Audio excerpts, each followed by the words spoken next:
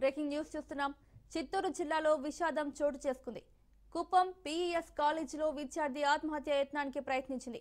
Hostel 3వ అంతస్తు నుండి దూకింది విద్యార్థిని. బేవనపల్లి గ్రామానికి చెందిన పల్లవిగా గుర్తించారు. బీఎస్సీ నర్సింగ్ సెకండ్ ఇయర్ చదువుతోంది పల్లవి. హాస్టల్లో ఉండి చదువుకుంటున్న సమయంలో ఈ ఘటన చోటు చేసుకుంది. తీవ్రంగా గాయపడిన పల్లవిని హుటాహుటిన ఆసుపత్రికి తరలించారు.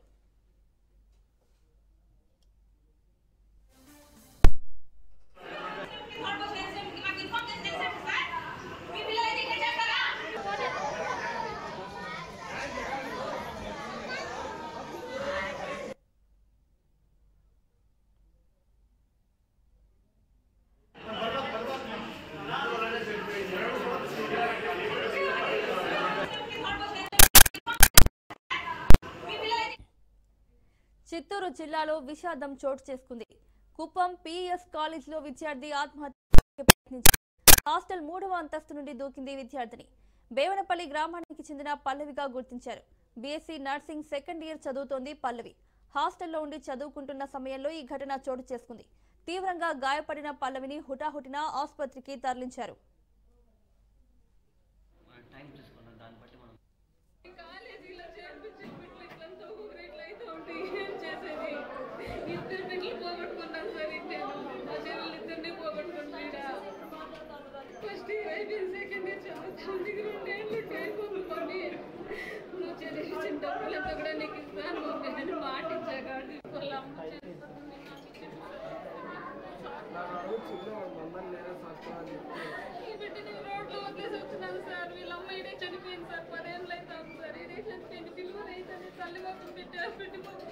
చూడలేదు నేనే చూస్తా ఉన్నాను. మన రోడ్లోనే ఉండవస్తానని చెప్పి ఎవరు పిలుచుకోపోయారో కూడా తెలియదు.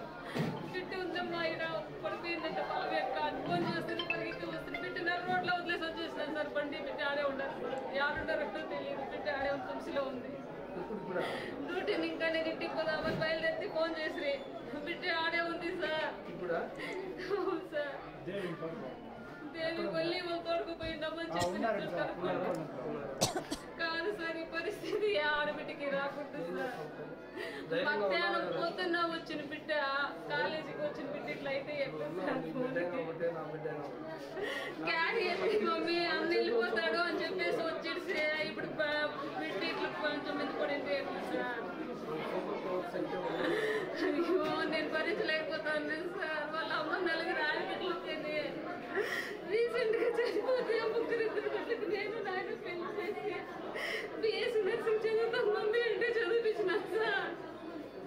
కష్టం అంటే కూడా వద్దు మమ్మీ నేను చదువుతాను అని చెప్పి రాత్రంతా కూర్చొని రాసి ఆ మేడం టార్చర్లు భరించలేక మధ్యాహ్నం కూడా నిన్నంటే అమ్మ అందరూ ఒప్పు చెప్పినారు నువ్వు ఎందుకు ఒప్పు చెప్పలేదని. జగన్ పై మంత్రి కొల్లు రవీంద్ర ఫైర్ అయ్యారు. న్యాయ వ్యవస్థను హేళన చేసేలా జగన్ వైఖరి ఉందని ఆయన మండిపడ్డారు. 11 సిబిఐ ఛార్జ్ షీట్లు, 9 ఈడీ ఛార్జ్ షీట్లలో జగన్ A1 నిందితుడిగా ఉన్నారని అన్నారు.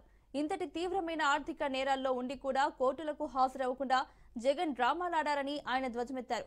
జగన్ కోర్టుకు హాజరవుతూ బల ప్రదర్శన చేయడం సిగ్గుచేటని అన్నారు. భారీ ర్యాలీతో కోర్టుకు హాజరవడం న్యాయస్థానాలను అవమానించడమేనని అన్నారు.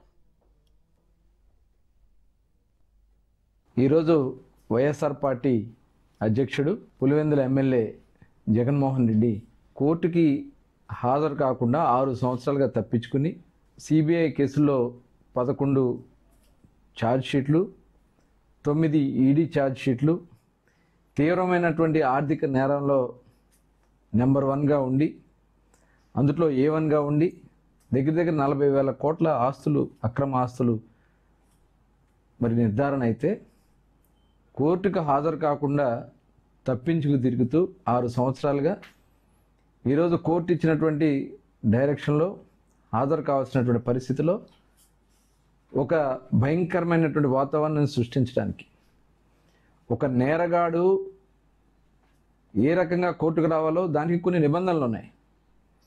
అవన్నీ కూడా లేకుండా ర్యాలీలు పెట్టి గత 2 రోజులుగా వాళ్ళ వైసీపీ సోషల్ మీడియాలో పెద్ద ఎత్తున తరలి రావాలని చెప్పి పోస్టింగ్స్ చేసి అక్కడ రప్ప అని బ్యానర్లు కట్టి ఈరోజు అతను వ్యవహరించినటువంటి విధానం చాలా దురదృష్టకరం. ఒక నేరారోపణ వచ్చినప్పుడు చట్టం ముందు నిర్ధారణ చేసుకోవాలి. ఏపీలో ఆపరేషన్ సంభవ్ సక్సెస్ అయిందని డీజీపీ హరీష్ గుప్తా అన్నారు. అల్లూరి సీతారామరాజు జిల్లా రంపచోడవరంకు వచ్చిన డీజీపీ ఏఓబీ ప్రాంతంలో ఏరియల్ సర్వే చేశారు. అనంతరం మావోయిస్టుల నుంచి స్వాధీనం చేసుకున్న ఆయుధాలను పరిశీలించారు. మారేడుమిల్లిలో జరిగిన 2 ఎన్కౌంటర్లలో మావోయిస్టు అగ్రనేత మాధ్వి హిడ్మా, అతడి భార్య రాజక్క సహా 13 మంది మావోయిస్టులు హతం కాగా 50 మందిని అరెస్టు చేసినట్లు తెలిపారు.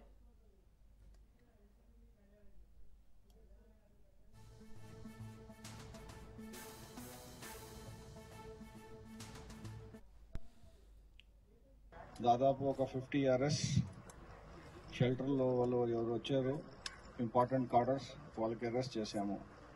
ఈ ఆపరేషన్లో మన పోలీస్ ఫోర్సెస్ అన్ని విభాగాలు, ఇంటెలిజెన్స్ కానీ,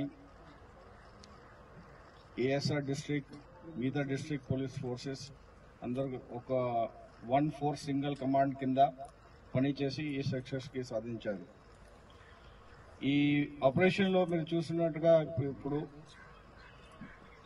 ఎక్కువ క్వాంటిటీలో వెపన్స్ కూడా మనకి దొరికినాయి. అట్లాగే ఎక్స్ప్లోసివ్ మెటీరియల్స్, ఇంకా మెటీరియల్స్ కూడా దొరికినాయి. మావోయిజం ఒక మీకు గుర్తుందా, జూన్లో మనకి ఒక ఎన్కౌంటర్ ఎక్స్చేంజ్ ఆఫ్ ఫైర్ జరిగింది. ఎక్స్చేంజ్ ఆఫ్ ఫైర్లో ఇంపార్టెంట్ కార్డర్ కూడా చనిపోయినారు. అప్పుడు కూడా చెప్పాము. హైదరాబాద్ పరిధిలోని కూకట్పల్లి మండల కార్యాలయంలో జరిగిన కళ్యాణలక్ష్మి చెక్కుల పంపిణీ కార్యక్రమం రసాభాసగా మారింది. ప్రోటోకాల్ ప్రకారం చెక్కుల పంపిణీ కార్యక్రమానికి కూకట్పల్లి ఎమ్మెల్యే మాధవరం కృష్ణారావు హాజరై కొందరికి చెక్కులు అందజేశారు. అదే సమయంలో మండల కార్యాలయానికి కాంగ్రెస్ పార్టీ ఇన్ఛార్జ్ బండి రమేష్ కూడా వచ్చారు.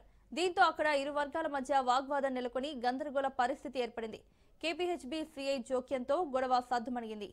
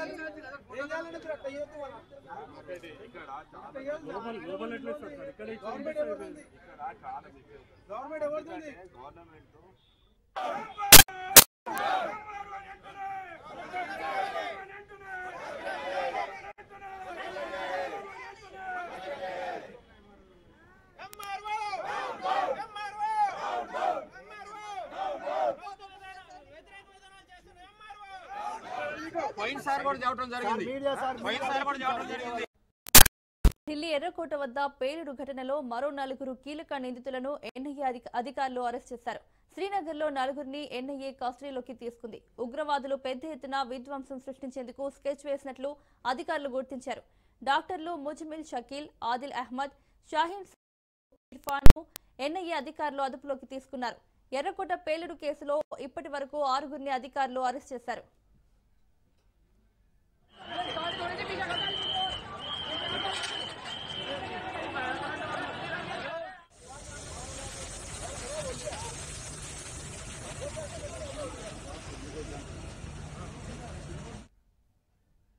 గుప్త నిధుల త్రవ్వకాల్లో బయటపడ్డ బంగారం ఏమైనట్లు 2 నెలల క్రితం పోలీసుల దృష్టికి వచ్చిన విషయాన్ని ఎందుకు దాచిపెట్టారు? కొత్తగా తెరపైకి తెచ్చిన నాటకంలో సూత్రధారులెవరు, పాత్రధారులెవరు? వాటాల పంపకంలో తేడాలు రావడంతో అసలు విషయం బయటపడిందా? గుప్త నిధుల మాయం వెనుక ఉన్నది ఎవరు? గుప్త నిధులను ప్రభుత్వానికి అందించాల్సిన అధికారులే బంగారాన్ని మాయం చేశారా? అసలు దొంగలెవరో తెలుసుకునేందుకు రాజ్ న్యూస్ స్టింగ్ ఆపరేషన్ నిర్వహించింది. రాజ్ న్యూస్ పరిశోధనలో విస్తుపోయే నిజాలు బయటపడ్డాయి.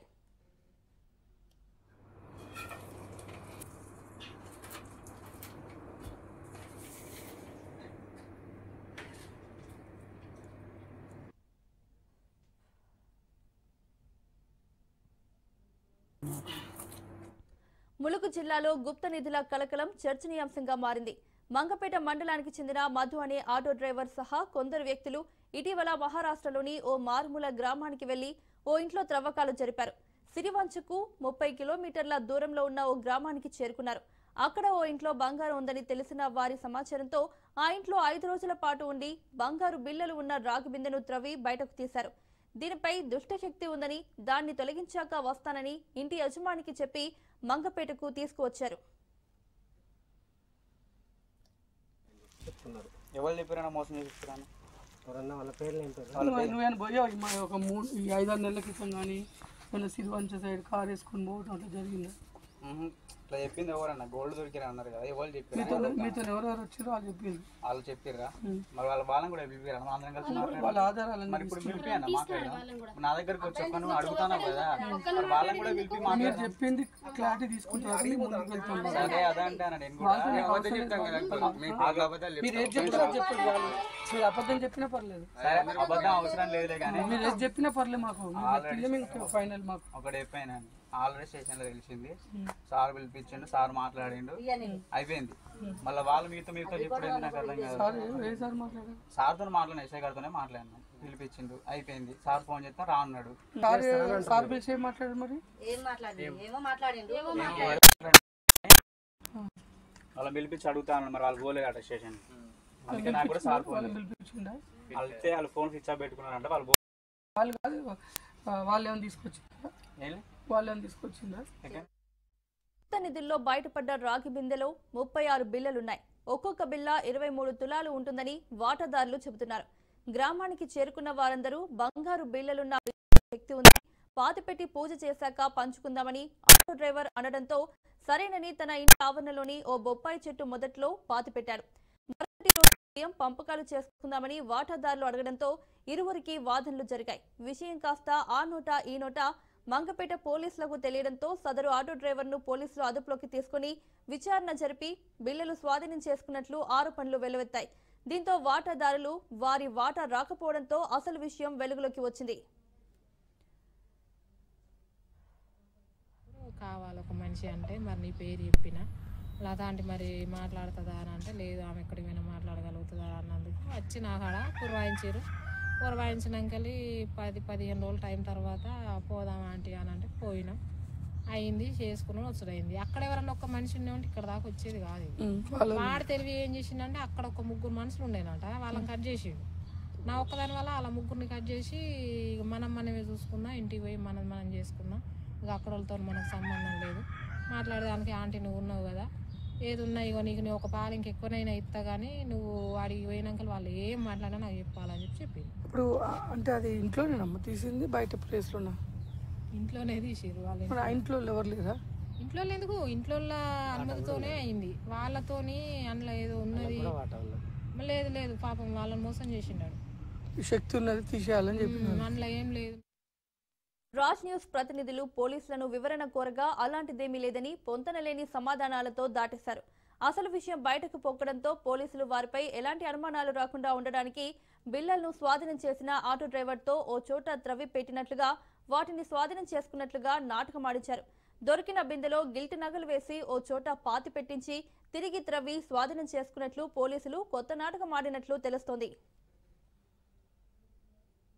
అయితే అందరికీ సమానంగా బంగారం ఇస్తానని చెప్పి ఆటో డ్రైవర్ ప్రేమ్ పోలీసులతో కలిసి గుప్త నిధులను మాయం చేసినట్లు మిగిలిన వాటాదారులు ఆరోపిస్తున్నారు. గుప్త నిధుల సొమ్మును ప్రభుత్వానికి అందించాల్సిన అధికారులే వాటిని కాజేసినట్లు వాదనలు వినిపిస్తున్నాయి. నిధి ఏమైందని ప్రశ్నిస్తే పోలీసులతో బెదిరింపులకు పాల్పడుతున్నారని బాధితులు ఆరోపిస్తున్నారు. ఇప్పటికే ఘటనపై జిల్లా ఎస్పీ శబరీష్ దీనిపై విచారణ చేపట్టారు. విచారణలో అసలు దొంగలు ఎవరో బయటపడే అవకాశం ఉంది. మా ఇంటికి వచ్చినాక మా ఇంటికి అడబెట్టినాక 3 అయింది, తెల్లారుజాను 3 అయినాక ఆ లతున్న అన్న అమ్మాయి అన్నది లత అన్నది కదా, మరి పంచుకుందాం పట్టు, మళ్ళీ ఆడిడబెట్టుడు ఎందుకు, మనకి తెచ్చినప్పుడు ఏం కాలే కదా మనకి అనేసి నేను చెప్పిన.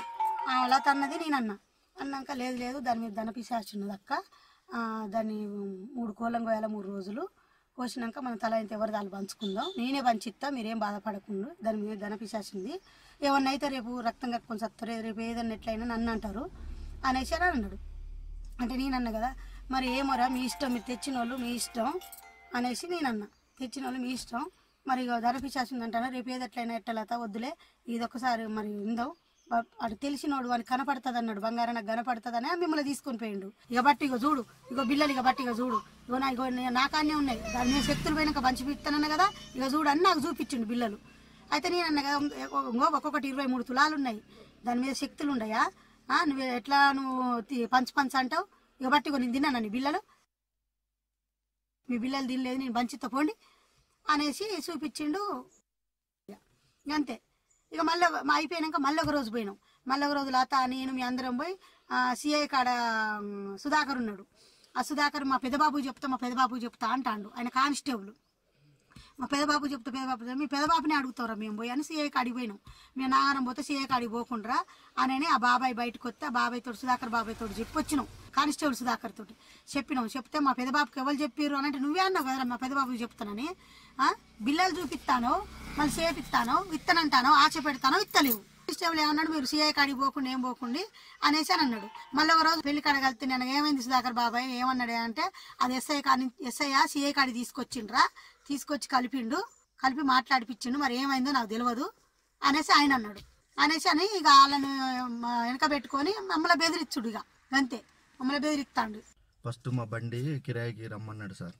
రమ్మంటే మేము ఎవరైనా ఈ ప్రేమ బండి కిరాయికి రాని అంటే పోయినాం సార్. ఎక్కడికంటే మహారాష్ట్రం పోవాలి ఇట్లా సంగతి అని అంటే, దేనికంటే ఇట్లా కిరాయికి రారాదు అని అంటే పోయినా సార్ కిరాయికి. ఆడికి పోయినాక ఇక ఆ సంగతి తెలిసినాక ఆయన అన్నాడు కదా, ఇట్లా చెంబు ఉన్నది నీకు కూడా అలా బాగా ఇస్తా అని అంటే ఆ చెంబు బయటికి తీసిండు సార్. తీసినాక మళ్ళీ ఆడి నుంచి పట్టుకొని వచ్చి ఇంటికాడ దాన్ని మళ్ళీ పాతి పెట్టినాం సార్.